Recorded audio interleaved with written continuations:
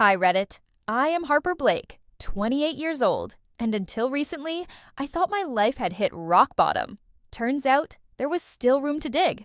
Last year, my 6-year relationship came to a screeching halt when my boyfriend of over half a decade suddenly decided he needed to find himself. Unfortunately, finding himself meant finding someone else. Specifically, a woman from my Pilates class who had been smiling at me every week while apparently going home and texting him.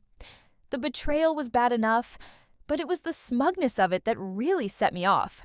I packed up my things in 2 exhausting days, broke our lease, and left the apartment that still smelled like his cologne and takeout. With nowhere affordable to go and medical bills that had been eating away at my savings for months, I moved back in with my dad, Jack, who is 56.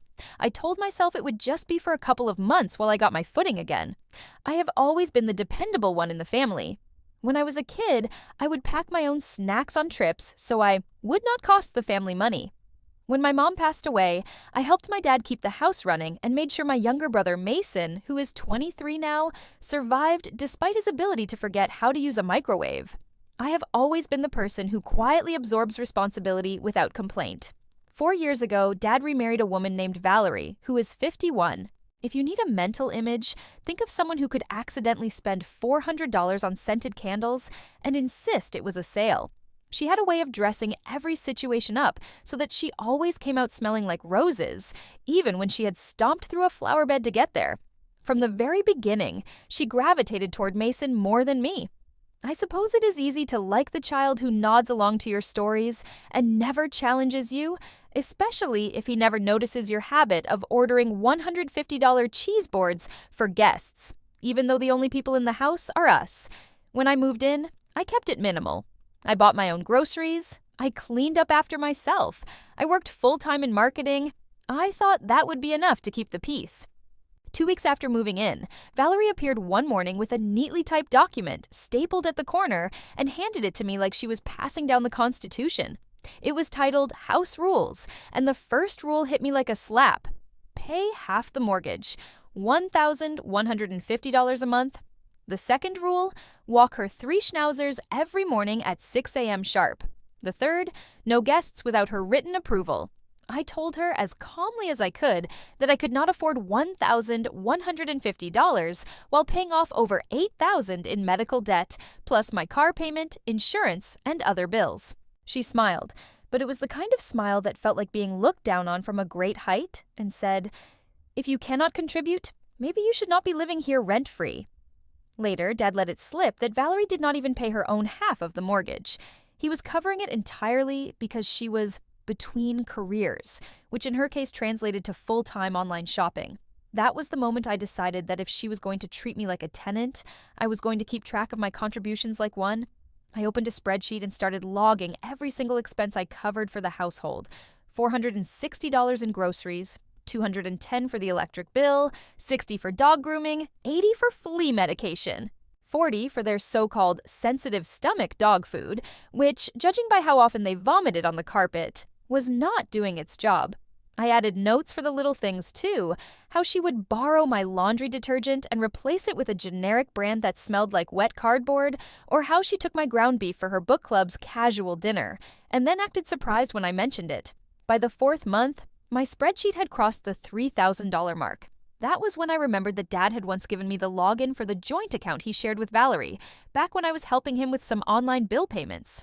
I hesitated for maybe 5 seconds before opening it. What I saw made my stomach twist. After every one of Dad's paychecks, there were transfers of $500 to $800 into her personal account. The spending that followed was almost cartoonish. Boutique clothing, unnecessary kitchen gadgets, spa days, and a $350 ergonomic dog stroller for the schnauzers. I knew there was no point in simply telling Dad. Valerie had a way of deflecting accusations until the accuser felt like the unreasonable one. So I did what I do best. I documented everything. I printed the spreadsheet, receipts, and bank records. I organized them into a color-coded binder with tabs for each category: groceries, utilities, pet expenses, personal withdrawals. When it was all ready, I waited until breakfast one morning, slid the binder across the table, and said, "I think you should see this." Dad flipped through the pages in silence. With each turn, his jaw tightened a little more. By the time he reached the section on her personal transfers, his face looked carved from stone. That night, I heard shouting coming from their bedroom.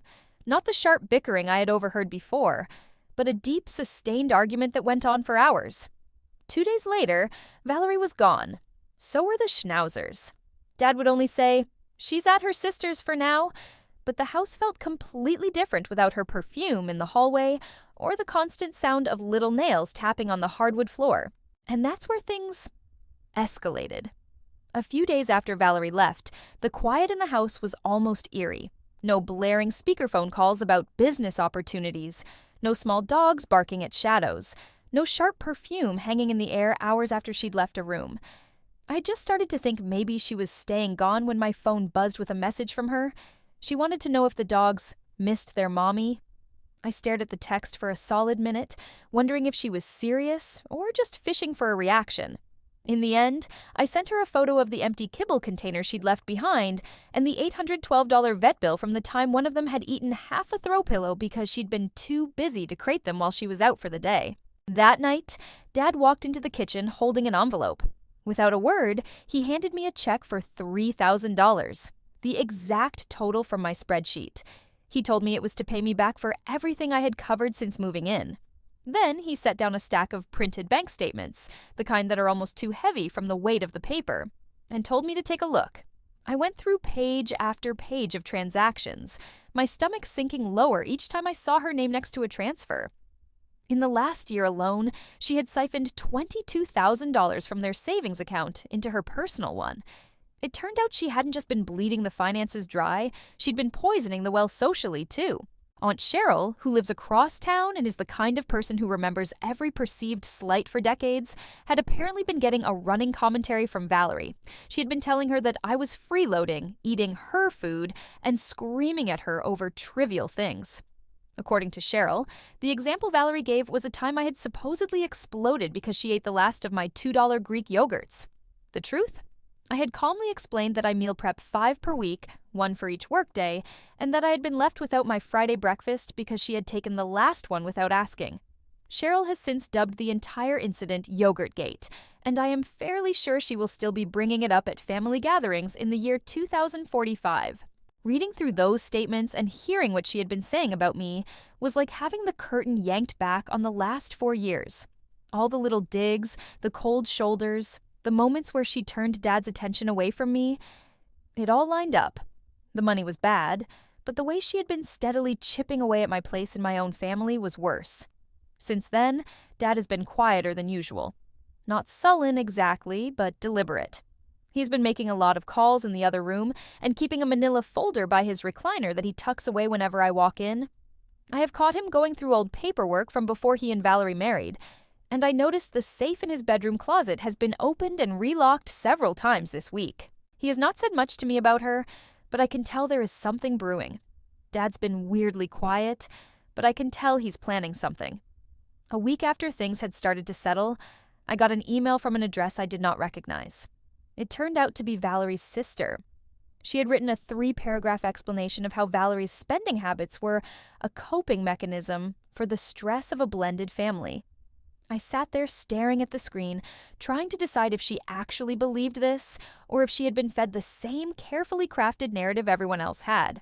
I wrote back that most coping mechanisms do not require a $350 dog stroller or a collection of silk robes that cost more than my monthly car payment. I hit send before I could soften it, because at this point I was done being polite about behavior that had drained thousands from my father's savings. Around the same time, Mason finally admitted that Valerie had told him I was threatened by her because she was queen of the house. He said it like it was something she had repeated to him enough times for it to become a fixed fact in his mind. I reminded him that queens do not rob the treasury, and they certainly do not list the kingdom's assets on Facebook Marketplace. His face went a little pale at that, though I could tell he still wanted to cling to the image of her as harmless. That was always the way with Mason.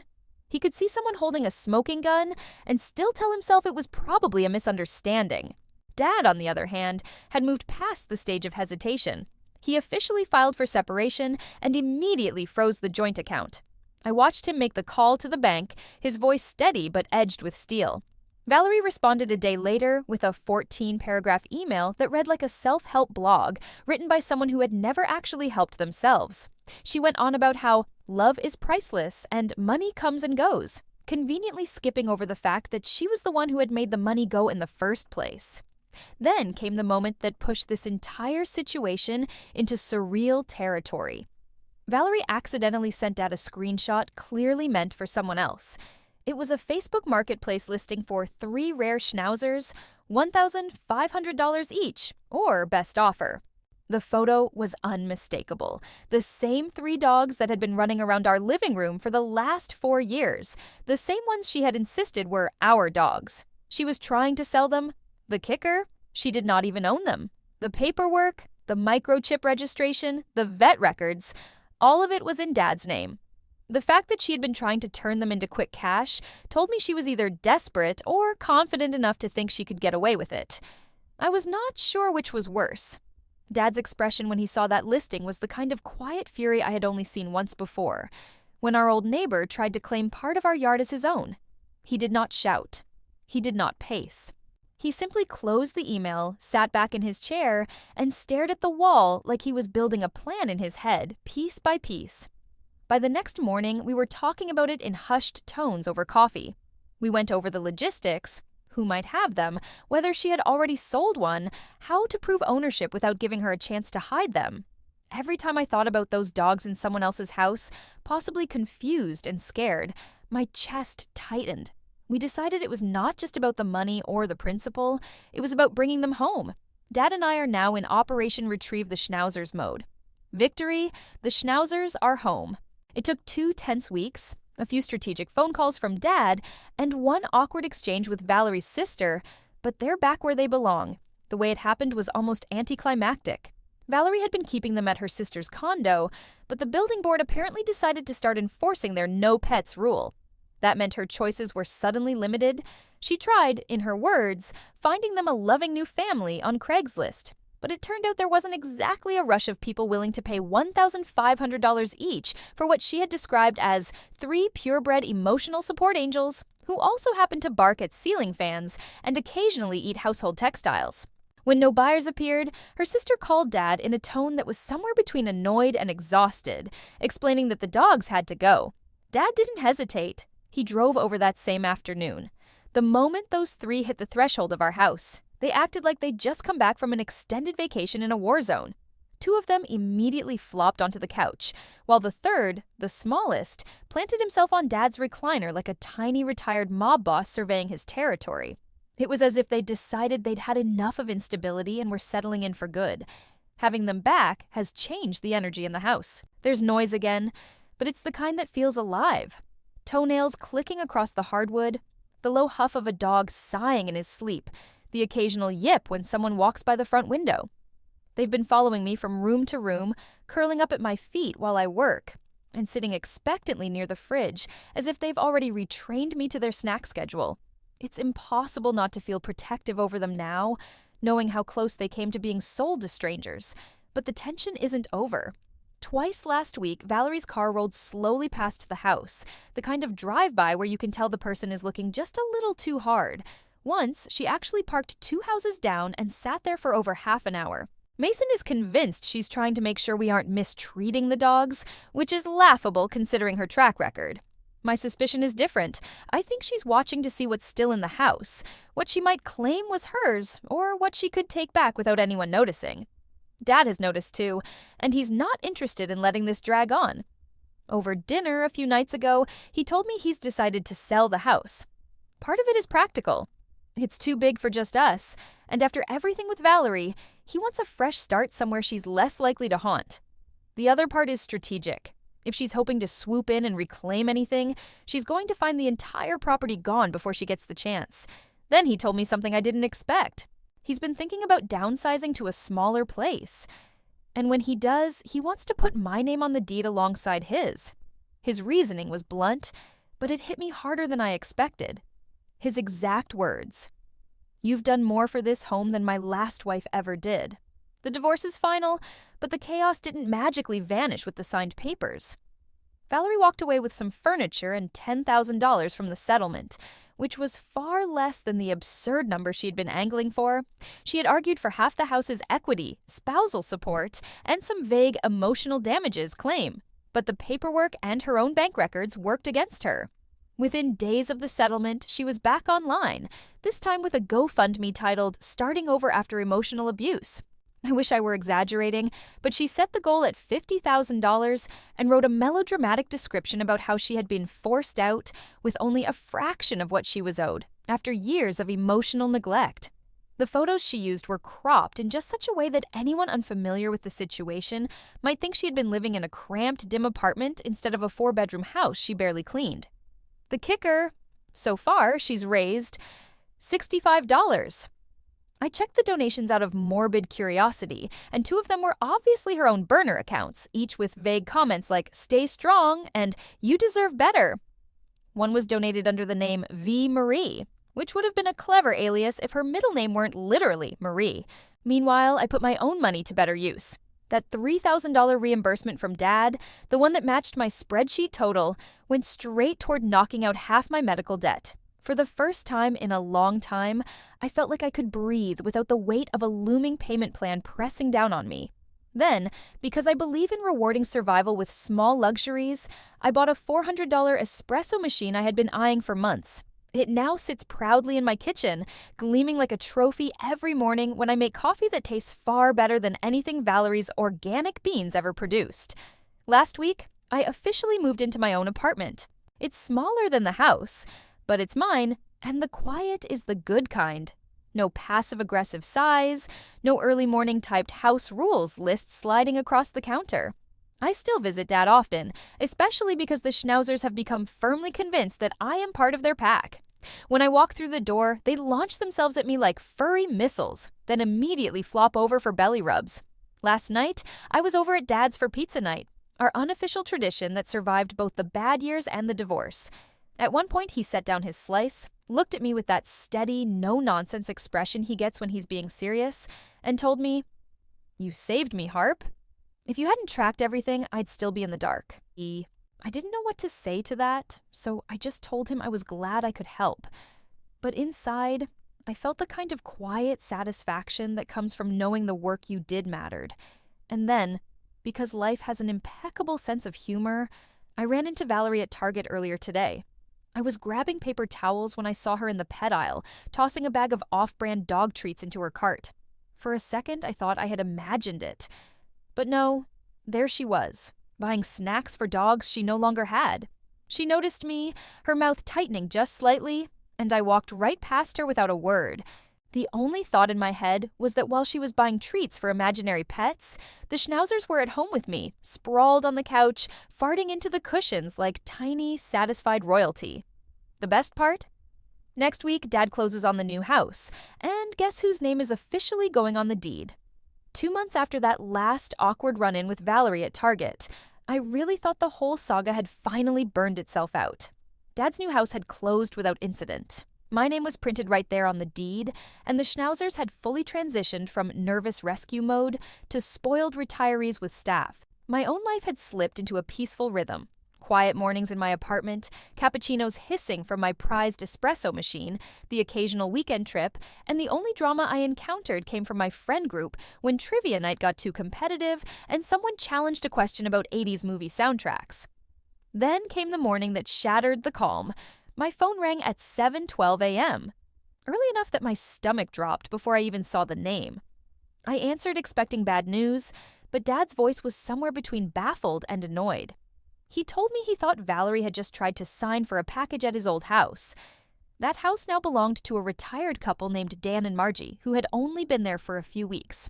According to Dad, Valerie had walked right up to their porch and told them she used to live here and that there was a package coming from Neiman Marcus that was probably worth a lot, and she just needed to grab it. Dan, being a retired cop, was not about to let someone he'd never met treat his porch like a curbside pickup location. He told her that if she wasn't on the deed, she wasn't setting foot past the welcome mat. Apparently, she tried to argue, making some vague reference about personal property and sentimental value. But when she wouldn't leave, Dan called the police. She must have realized she was pushing her luck because she left before they arrived. The part that made this whole thing even stranger was that the package she was talking about actually existed. The delivery was addressed to Dad, not her, because she had never updated the shipping information on her luxury accounts after the divorce. When the package arrived a few days later, Dad called me over to open it together, as if we might be unboxing a clue to her next scheme. Inside, nestled in far too much packaging paper and tissue, was a $499 crystal-encrusted water bowl for dogs. It looked like something you'd see in the background of a reality TV show where the pets wear matching cashmere sweaters. There was no note, no receipt, just the absurdity of knowing she had ordered this at some point and then decided it was probably worth a lot, enough to risk pestering strangers for it. Dad laughed so hard he had to sit down. I just stood there staring at it, because on some level it was the perfect ending to this entire saga, a ridiculous, unnecessary luxury item she had tried to reclaim, only for it to end up exactly where she didn't want it, in our possession. The schnauzers now drink from it daily, like the bougie little gremlins they are. The second curveball hit me last week when I was at the local farmer's market, enjoying a rare Saturday morning free from chaos. The sun was warm, the smell of fresh herbs and baked goods filled the air, and I was already plotting how to use the haul from the stall selling heirloom tomatoes in a pasta sauce later that night. Then I heard it. My name called in that sing-song voice people use when they want to seem friendly, but actually mean to ruin your day. I turned around and there she was, Valerie, wearing sunglasses the size of dinner plates that hid any possibility of reading her expression, clutching a clipboard like she was auditioning for a corporate gig she never got. She launched into a spiel about how she was working with a pet wellness startup and was looking for people to help launch her brand. I couldn't hold back the sarcasm and told her if the brand was called Financial Ruin for Fun, she had a guaranteed investor.